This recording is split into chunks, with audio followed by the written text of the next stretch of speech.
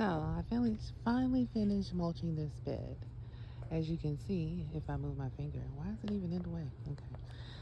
The pollen is so disrespectful. Like, do you see how it has covered the space?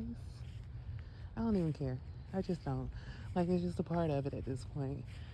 I mean, would I like it to have been freshly black mulch like it is back there in the back? Yes.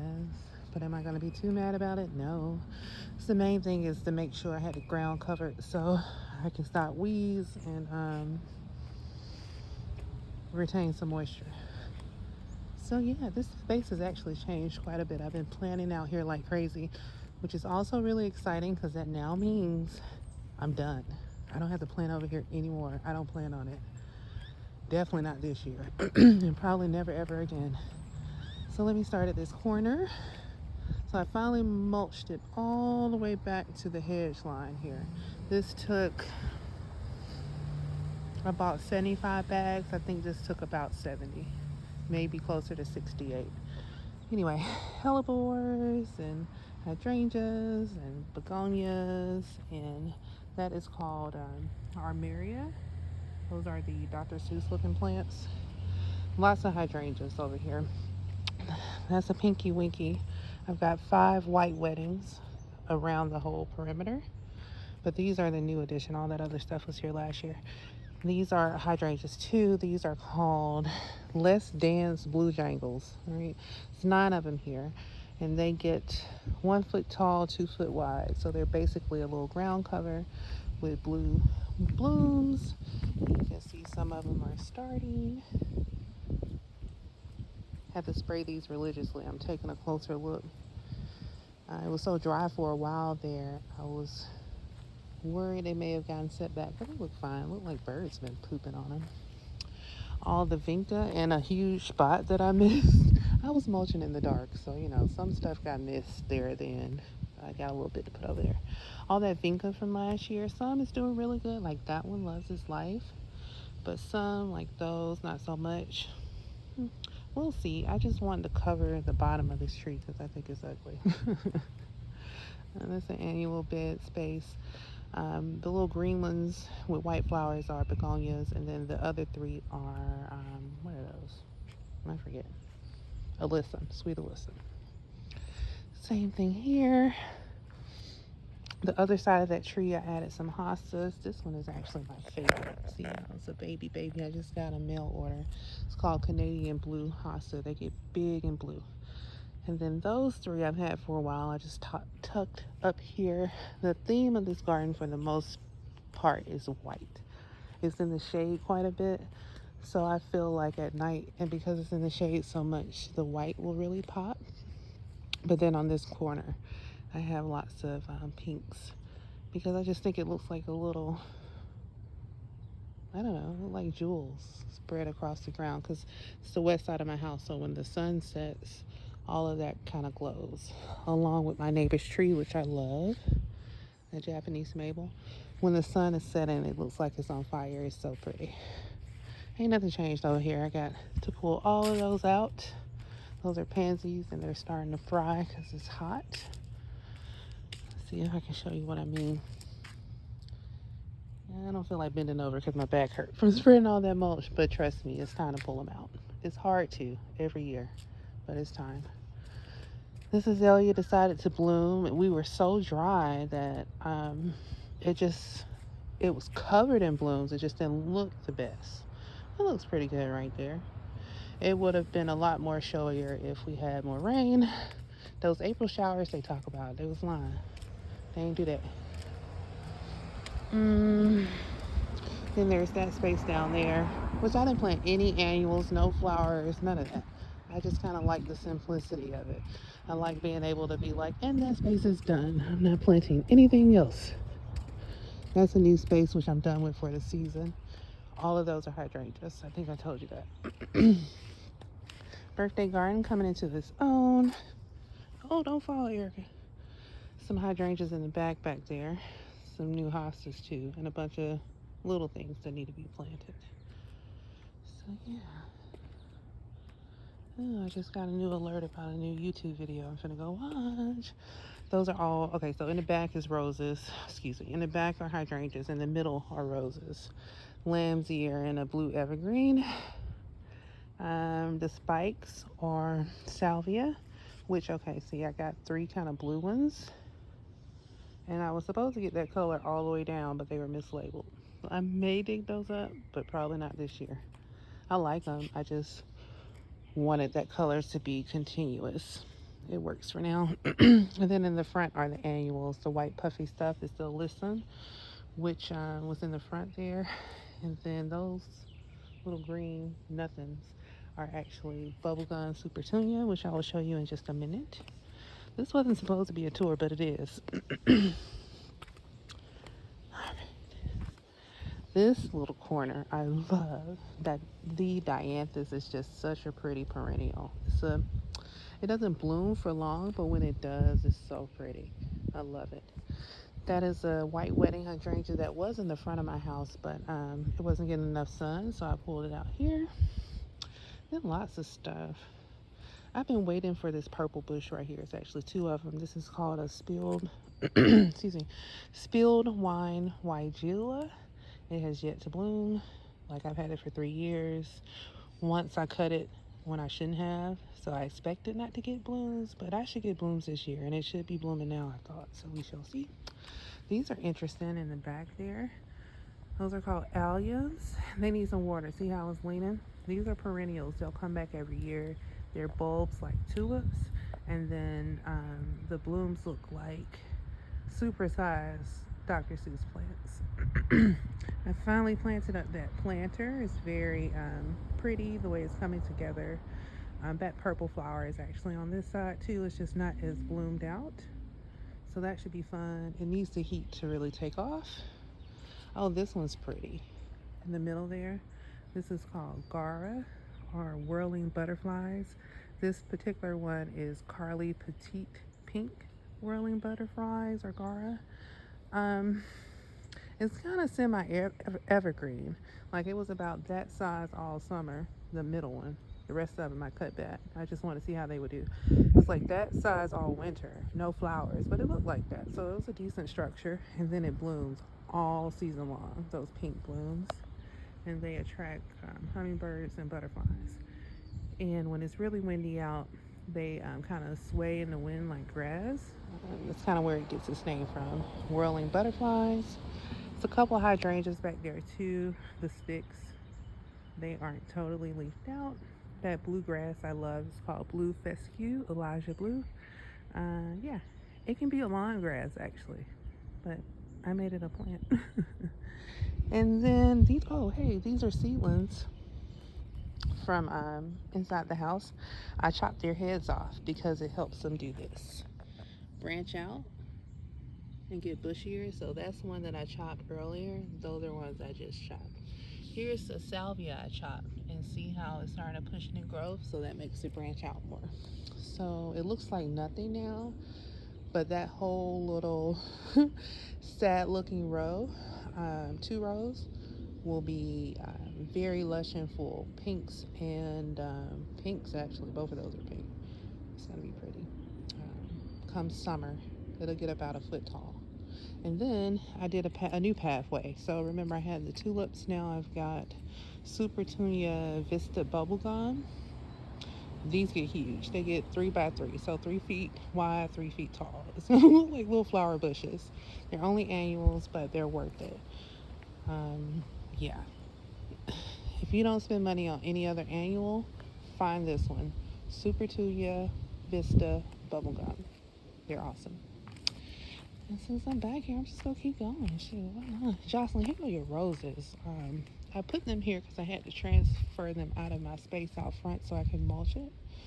I'm gonna put them in pots. They look like they're struggling though, which is why I have been hesitant. Like, I don't know. Okay, so first of all, the deer munched them. Then I transplanted them and that shocked them. But they're still alive. So I'm gonna keep nursing them. But they're yours. As a matter of fact, come get them and I'll put them in a pot.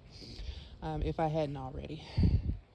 This hedge, which it's on the struggle bus. It is. Like, here's the thing. These are arborvitaes. They hate the heat and drought. and I planted them in the south, on the south side against my white wall, so the heat and sun reflects off of it. That's okay because I wanted these bad, and I know that they're going to need some love. So my plan is to fertilize them almost monthly with the organic, just to push them as hard as I can without being excessive. And I'm going to water them daily this first year. Like, I'm going to be out here counting to 50 on each one of these every day, maybe even twice a day in the heat of the summer, because I don't want to lose them, and I want them to grow and be nice and full and lush. And I may have signed myself up for that life for the rest of their lives, but it goes with my vision and it's worth it. These are hydrangeas that are so slow. Like, get it together. These are firelights, and I know you fucking lying. Is there a slug? Let me show you caterpillar damage. So you can always tell when you got a munching bug because they leave the shape of their body on the leaf. This is a nighttime predator.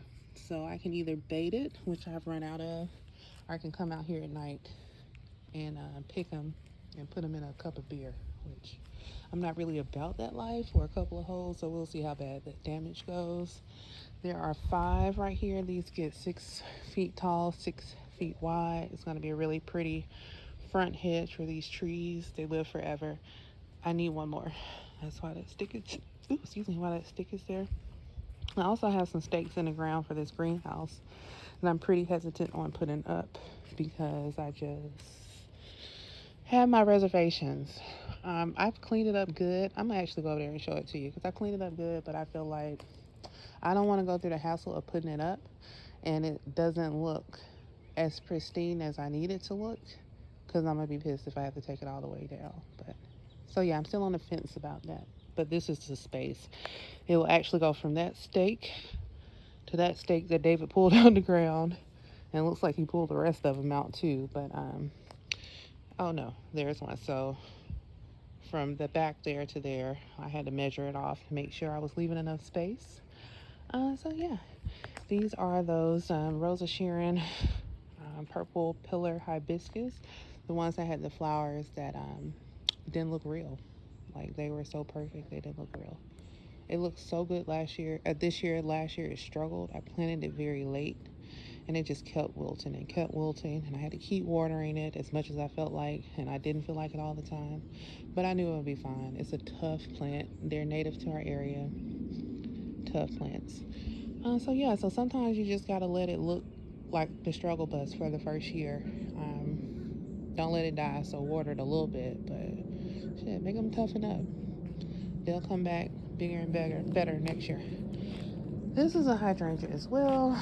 This one is called Fairy Trail Bride. Is the first ever cascading hydrangea.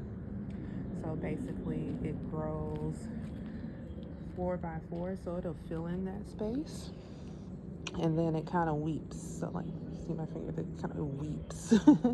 And the flowers look like this. This is a lace cap type of flower, and it's still not fully opened, but that's the first bloom. What else is back here? So there are 3 of them in between the Rose of Sharons. This is another hydrangea. This is called Phantom. It is a paniculata, which means it loves the sun, and it blooms on new wood. I'm just inspecting it because I hadn't been out here. Yeah, see, I want to make sure it's forming buds. See how they're swollen there? That lets me know it's going to leaf up all along that stem. I am just now noticing this, so should be fine. It looks like it's healed over. But if you saw a fresh wound like that, you want to watch it closely because that would be an entry point for diseases and whatnot. This panicle hydrangeas like this, which is Phantom, and those 6 and a bunch of them I have won't bloom until summertime. Like, they're the last hydrangeas to bloom. This is what is this called? It's not Palmaria. Dang. Plumbago, that's what it is. This is a fun plant. I'm gonna have to send y'all a picture of it. It has blue flowers, but it's hard to explain without seeing one in flower. It's a perennial, so it dies to the ground, but it comes back every year if it's not super cold, because this is a plant that's hardy in tropical zones, but Georgia is typically warm enough. So I've got 2 of them there. So imagine an understory of fluffy light blue flowers, And this plant actually gets like 10 feet tall. I'm tripping by planting it next to this, but I wanted something in this corner. Anyway, that hydrangea gets like 10 by 8, so 10 feet tall, 8 feet wide eventually, 4 feet wide from the center on each side is what that means. And yeah, it should be big, fluffy, white cone-shaped blooms in the summer with an understory of light blue, fluffy blooms. Let's see, y'all. Okay, y'all come help me set up that table. Yeah, so that's that space, and there's plenty of stuff over there that I won't get up on, but the oak leaf hydrangeas are my first hydrangeas that are going to bloom. They are all budded up to the point where I am going to walk up there and show you, because up under it is something that's really pretty and a native plant to Georgia that I think everyone should have in their yard. And I'll tell you why. Having this path wood chip like this makes life so easier. Before I did this, I would be scared to walk back here because I'm like, I don't know what I'm stepping on. I don't quite know where I'm going, like, you know.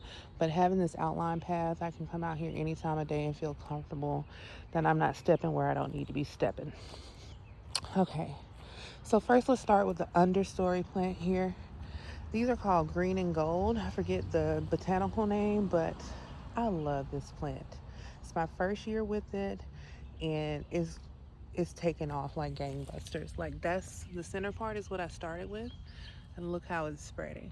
So this is one that's going to be easy to divide, and one I need to watch to make sure it doesn't get too aggressive. But honestly, in the space I have it, like, take over. You can have all of that. So yeah, I love it. It doesn't get any taller than that, but obviously it will continue to spread across the ground. It's gorgeous. They said it was a spring bloomer. It likes the shade, by the way. So this is a shade plant. They said it was a spring bloomer, but my goodness, it has been blooming since I got it. And I know it's still spring, but I feel like as hot as it has been, this is going to bloom all year. Now, what's interesting is this one looks like it's struggling. Still growing, but like, what happened to it? Oh, there it is. See? A squirrel. Some jerk was digging up the root ball. So I need to get over here and address that eventually. But anyway, this is what I really came to show you. These are 3 Munchkin, or actually they're called Pee-wee oak leaf hydrangeas. Oak leaves, based on, see how big the leaves are? They're oak leaf shaped. These type of hydrangeas want to be in the shade. No sun. In the shade. But this one in the center is all budded up. Boop, boop, boop, boop. Yeah, and the other ones are too. They're just a little bit further behind. See, like there's a bud. I'm really excited to see this. My last 2 oak leaves, which are down there, I bought them on clearance. So they're already on the struggle bus because they're clearance plants, but they were fine. I had just missed the bloom time by the time I purchased them, but then I brought them home, kept them all summer up under my deck. They were fine. As soon as I planted them out here, the deer ate them. This is something I'm going to have to wait, not this year, next year to see blooms, because it blooms on old wood. So when the deer chomped on my hydrangeas, they chomped off this year's flowers, which is why I'm really excited about this, because it's the same type of conditions. But you know, I got it early enough to see the spring blooms, and I've been protecting it knowing that deer love them. So I'm out here after every rain spraying it with liquid fence. And not only after every rain, but every heavy watering that I do, or 2 weeks. Whatever comes first, I'm out here. Like, leave my shit alone. I'm not playing with you, dear. Fuck you, Bambi. All right, my wood pile. I'm hiring somebody to spread this because I don't want to. That simple. I could, but I just don't want to. I need to get them out here soon. We called someone yesterday. They said 200, which to me, that's worth it. Here's the front side of that bed. You see that 1, 2, 3, the fourth one? See how it's kind of out of whack? I hate when I do that. Because, like, I don't feel like digging it up to realign it. So it's just going to be out of whack. But those 5 are Annabelle hydrangeas. They can do part sun. And I'm pushing it because I got them in deeper shade than they would prefer. But they're growing. I just hope they flower. And they get a very strong block of morning sun, because behind me is the east. So that's where the sun rises. This area gets full sun for about maybe about 5 hours. That should be enough to make them bloom. And then in the center there is a very young Japanese maple. My azaleas are struggling. And it's my fault because like I dug these up 5 years ago to move them. I didn't have a place to put them. So I just plopped them in this I just plopped them in this pot. And when I say plopped them, I mean I did not plant them. Like I didn't add any extra soil or nothing. Now I eventually came back and topped it with a little soil, but what I need to do is pull this out, knock off all the old soil because a lot of it is red clay from when I dug it up, and repot it in fresh soil and fertilizer. And I need to prune it, like I'm gonna come in and take off to like right here and make it a dome shape. I like the natural form of azaleas. Like I like how it's open like that, but this needs to recover because it looks like I'm dealing with chlorosis. Could also be like azalea, what is it called? Lacewing bug damage. I don't know, but I love them and I love the structure here. Because the easiest thing to do would be to take them out this pot and plant them in the ground exactly where they are. But I like the height that the pot provides. So I'm going to try to do everything I just said and hopefully get them back to where they want to be. They're kind of sentimental to me at this point. It's one of the first plants I bought when I moved out here to plant in the ground. And I should have left them where I put them. But then I started learning about more plants. I was like, ooh, I want this here. They would have been fine. They would have been huge. Because by the way, because they're 10 feet tall, 10 feet wide. They do not want to be in a pot. They want to be in the ground. Like, ain't no pot that can hold a plant that big. But I figure if it gets to the point where I can no longer keep it in there and can't recover, I would put it in the ground because those two are sentimental to me. But I will buy two more younger azaleas and do it all over again because I just like that look. All right, last little bit. These are azaleas too. These are Pinkarella azaleas. They are Annabelle types. Instead of white blooms, they get pink blooms. Same deal with the sun. They get morning sun and a little bit of the west side sun because again, that's the west side of my house as it sets. I get a cute little chunk through here. Everybody should be happy enough to bloom. And I think at the end of the day, that is the key to success when it comes to gardening, is understanding what your plants want. Do they want shade? Do they want sun? Do they like to be moist all the time, or do they want to dry out? Do they like fertilizer or do they not? And that may seem overwhelming, but literally all you have to do is read the plant tag. It will tell you all of that. It's almost like when I met Derek and he was like, I was asking him how to do something. He was like, just read the instructions. I was like, oh yeah, you never go wrong with reading the instructions. And the plant tag will give you all of that. And what you don't have on the plant tag, either because you don't have a tag or whatever the case may be, Google will give you all of that if you know the name of your plant. And even if you don't, Google Lens, take a picture of it. It'll help you ID a plant. That's probably the best free plant app out there. There are others that can be slightly better with other things, but honestly, Google Lens, pretty straightforward, and it's about 99% comprehensive. That works for me. All right, and I'm out.